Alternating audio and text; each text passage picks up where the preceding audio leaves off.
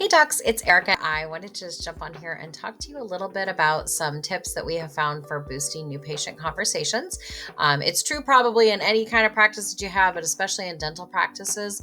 I know you guys are really busy, so this is kind of just to help you maximize what you're doing and hopefully get better results. So, converting patients from lead to a new patient is a struggle for a lot of people. You guys are really busy in your office, and I have had the pleasure of working at the front desk before, and it is not a job that's intended for both, right?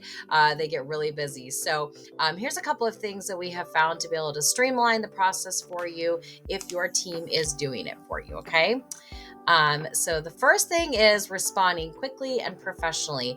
I know this probably seems like a given, an obvious thing. But think about when you are texting a friend. You text them and you sit there and you wait for like maybe 15, 20 seconds, and then you're like, oh, they're not responding back. So speed matters. Speed to lead matters.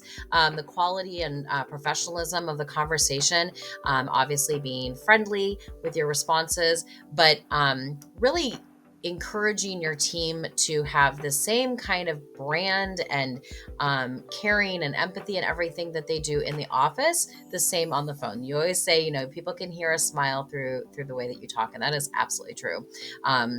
When they're talking to these leads and trying to convert them to appointments, the person can feel how they feel through the call. Intention is really important. So gain on top of those leads really quickly. I know 15, 20 seconds sounds like a ridiculous speed to lead time, but it is really, really important. I always tell my team that initial text, they have 15 seconds to respond. Subsequent texts, they can't be more than 3 minutes. So, okay. The second thing is building a connection. So having empathy, really listening to what the person is saying to you, really builds that patient rapport that we're looking to get. Again, it's what you guys are doing in the office once they sit down in your chair. So we want to make sure that when we're talking to them initially, they get that feeling.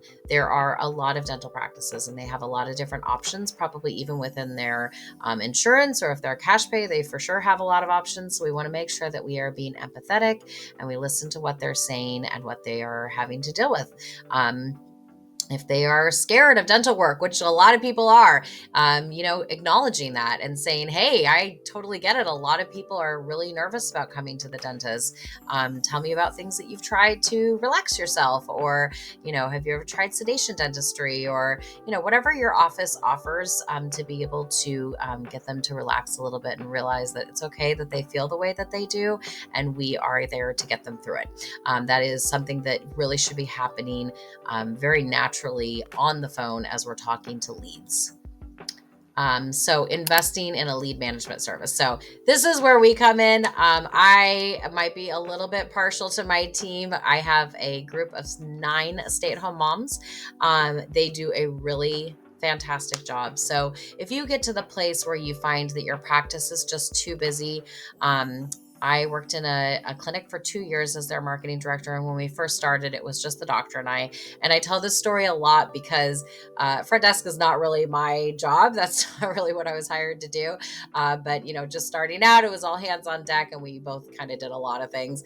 And for the first few weeks, it was okay. But the more patients I started bringing in, I was like, uncle, I cry uncle. I can't do this anymore.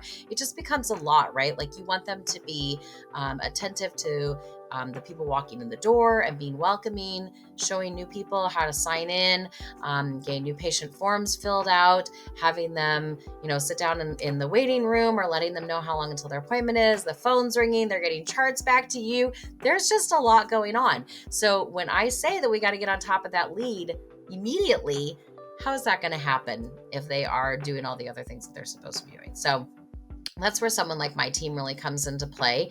And we do a really phenomenal job. We are available 24/7, which makes a huge difference. And it just reduces the stress from your team that is working the front desk, really just keeping everything organized within your 4 walls.